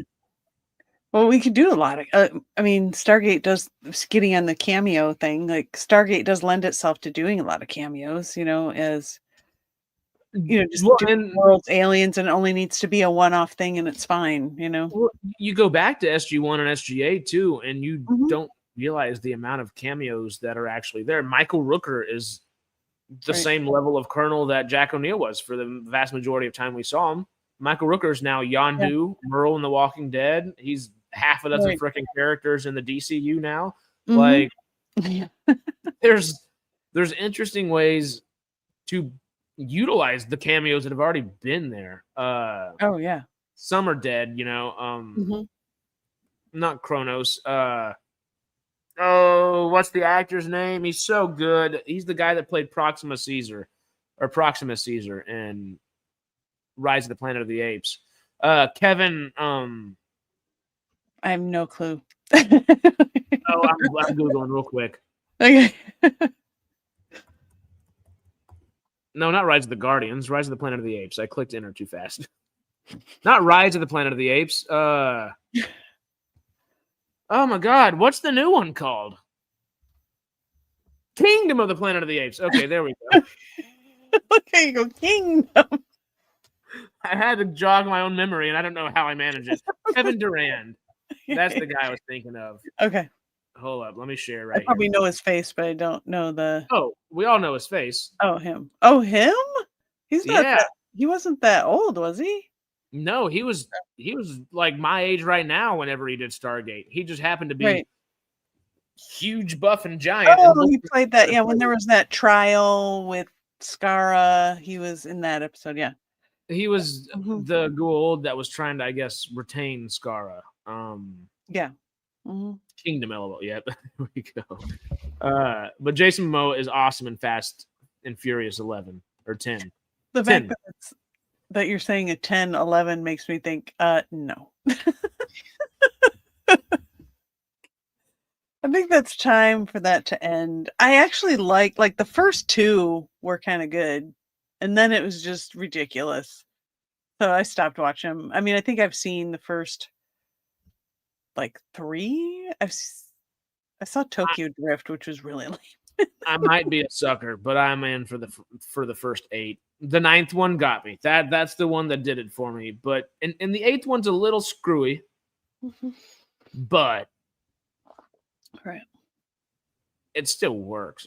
And I think the 8th one is the one that you get the best joke in the whole movie, or the best joke in the whole franchise, is when Dwayne Johnson is walking up to their cookout at the end of the movie, where they always have their cookout. They're like familia or family, it's their whole thing. And Tyrese is like, "Oh, someone forgot the baby oil," or whatever, and Dwayne Johnson just claps back and is like, "Oh, someone forgot about your big ass forehead," or whatever he says. And it's just the funniest thing, because it was improv in real life, and it is the best joke in the entire franchise. It's the funniest shit. It's so good. Yeah. Sometimes the improv stuff is the best stuff, Oh yeah. the face on both of them are just great. None. Sorry, I just looked over here. I said I still want a Stargate Game of Thrones crossover where they leave a coffee cup on the table explaining the bad press from years ago. Oh, what? Kevin Durant's in Lost and The Strain, on a great vampire movie, but can't remember its name. The Strain. I watched The Strain. He was a rat catcher in The Strain. Ooh, interesting. I always wanted to watch it. I just never ended up diving in. It's an interesting concept. Yeah. Well, I guess ultimately we've laid out a bunch of ways, and we could continue to lay out a bunch of ways that Amazon could do these things. Yeah. Our final poll, hey, it went back down, and main TV show went up a little bit. We're 38-62. Percentage 38-62. That's close. Oh God, no animation and no video games there either. That's funny. We got to do more polls, is what we need to do. We do. I wish there was a way for like Riverside or StreamYard or OBS even. I think OBS might be able to do it.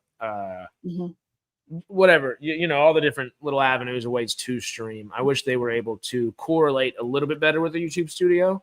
And that way we were able to do those in here as well, instead of have to go back and forth from the actual YouTube app. You know, just complicates things a little bit there.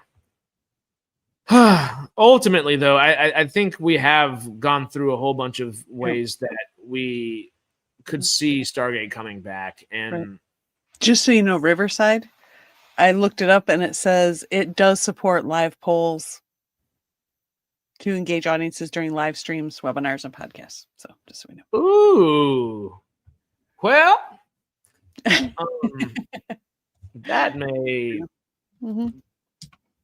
might look into some stuff.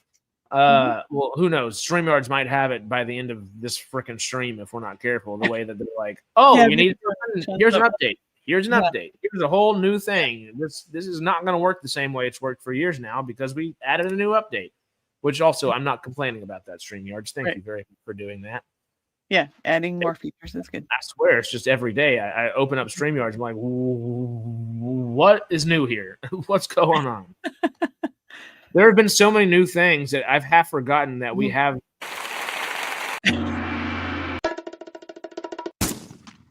Now, you know, like. Yeah, a built-in Steam Deck. All of these things being said, though, Amazon has gold. We all know they have gold. And if they just get in those hills and mine it just a little bit, yeah, a lot could happen. Right. Yeah. I mean, there's a small part of me, we talked about how it's got to be good and everything. There is a small part of me that's like, just do something even if it sucks, just so we get something. and that's the biggest difference, I think, between the animated and the live action stuff. If it's live action, it has to be great.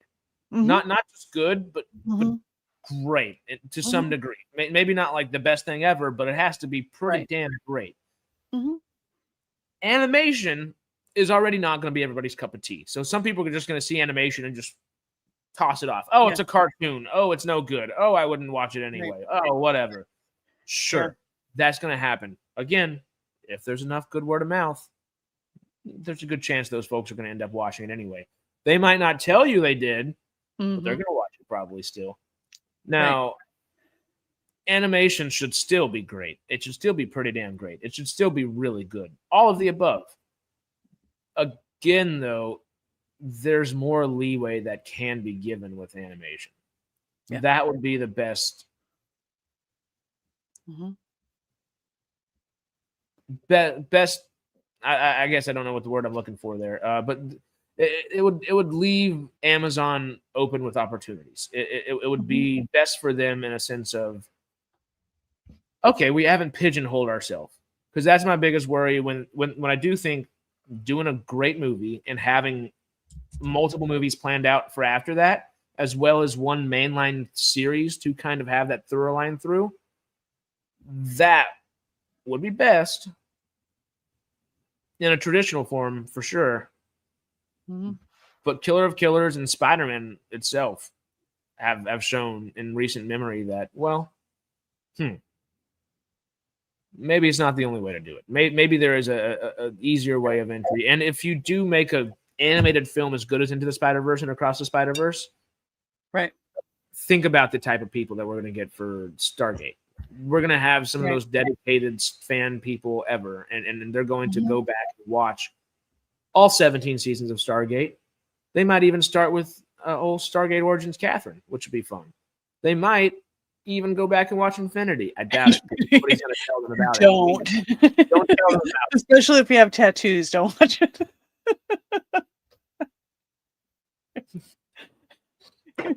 Oh, I guess I won't get a tattoo, she says, as she has a shaved head and a freaking giant scalp tattoo. Like, huh?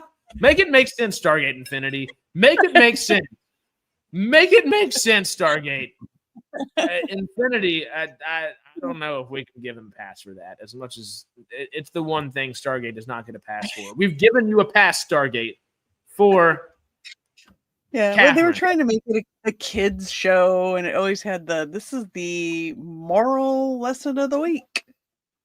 You know, I mean, I'm glad in a way. I'm like, even though it's totally like you don't need to watch it if you're a Stargate fan, I'm still kind of glad in a way that I watched it anyway. You know, just because. Anyway, there was fun. I don't know if it was fun, but there was stupid things like that, like what we were just talking about with the tattoos, but. Anyway, it would be even more fun if they could somehow, if they did bring that Infinity team, but do like a live action version of it in somehow. That would be like, if you did it the right way, it could be so good and funny.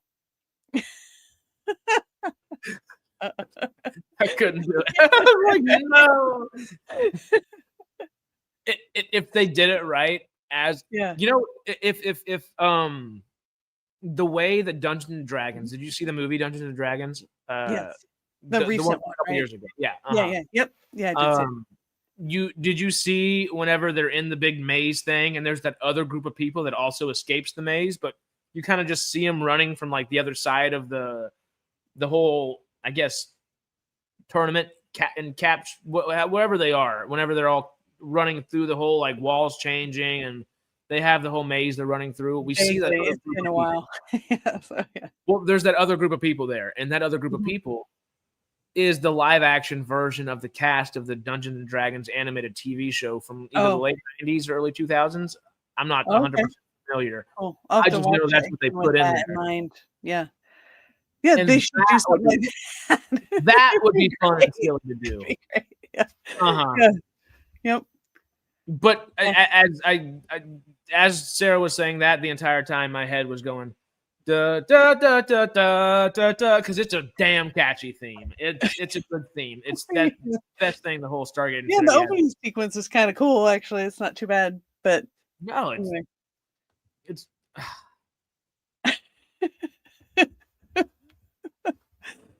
That's what I'm saying. They should just lean into it. It'd be great. More like 1980s. Oh, it was 80s, really? Oh, wow. Yeah. I didn't realize Dungeons and Dragons went back that far. Nice. Oh yeah, it goes back like when I was a teenager. But that was like when it was the war. People, like Stranger Things shows. Yeah, that's literally as you said that. I was like, days. Yeah, but yeah, I knew people that played it. I never did. I always wanted to, but yeah. I never had friends that would want to play it, and I just wasn't friends with people that did, but I kind of knew people that were into it. It said 1974 is when D&D came out, which is... Yeah, but that was back in the day when you had to have somebody sitting there with a book, like reading, that was when you had to really use your imagination to play. But yeah. You know who would... That would be Greg. That would be Greg right there. Right, yeah. With the book, knowing it all. I know. I would love to like learn how to play it and try to play it once, but I don't know. I'd be very good, but we're going to do something similar sooner than later. It's literally just trying it out. But we have the Fallout tabletop role-playing game, which is essentially Fallout D&D. And Greg is writing the dungeons or whatever can be the vaults, right? Yeah. That Yeah, makes and instead of the dungeon master, D like really easy. Yeah. oh, it makes total. Not that I know everything, but I know enough to kind of. Well, you know how you have your dungeon master? Yeah. Instead, in Fallout, it's your overseer for the vault. Mm-hmm. And it just makes perfect sense. Mm-hmm. I've already got one of my pictures ready with the SciTrek cast as Dungeons and Dragons. Oh, Lordy. Live action Infinity Team for SG1. Continuation, 300th episode. It would be perfect. I would love it. And even if they did it and took it seriously, like just made them like for real, You know what would be kind of interesting and stupid and great and fun at the same time? Mm-hmm. As if once we do get more live action Stargate, once we do get more animated Stargate, whatever it is, mm-hmm. they make another Wormhole Extreme type show after maybe the Stargates become public for the world, and they make it Stargate Infinity, and that would be the way to make it canon. Oh, right. That would be great. That would be great.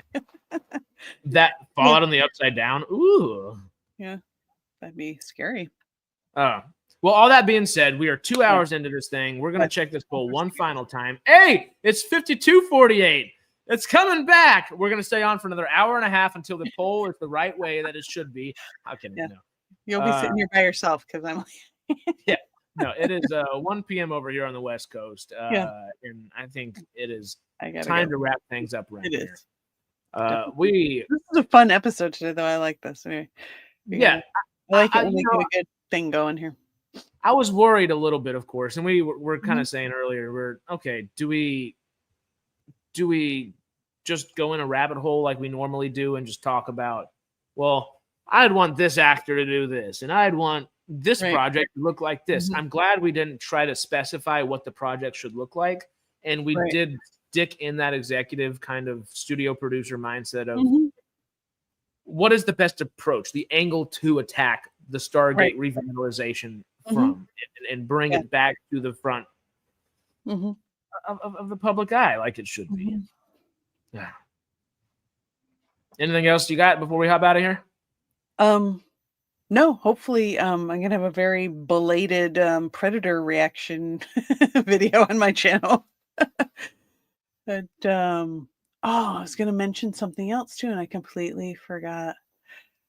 Oh, yeah, if you want to check out my channel, I'm getting there. I'm starting to get a flow going on it. I'm trying, and don't forget going to Lady Hockey, of course. For the hockey folks out here. I guess quick housekeeping though. We have Radical Wasteland podcast, just myself going over Twisted Metal tomorrow. Shouldn't be more than like an hour. It should be a short stream, but it'll be a fun one. And yeah, we'll see. Hopefully we don't go rabbit holing too much. Friday, we should have your regularly scheduled Radical Wasteland podcast. Sunday, your regularly scheduled Sci-Fi Sundays, and we will see what the week brings us the following week. All that being said, thank you. We love and appreciate y'all. Yep. Hope you had a good time. Thank you for spending the time that you have with us. And we click the buttons, leave a comment, the usual things y'all know. Do all the good stuff. And while you're doing it, keep that imagination open. Just keep it going. Don't ever let it falter. Yep. All right. We appreciate y'all. We love y'all. We will see you hopefully tomorrow morning. And if not, we'll see you soon. Have a great rest of your day. Bye.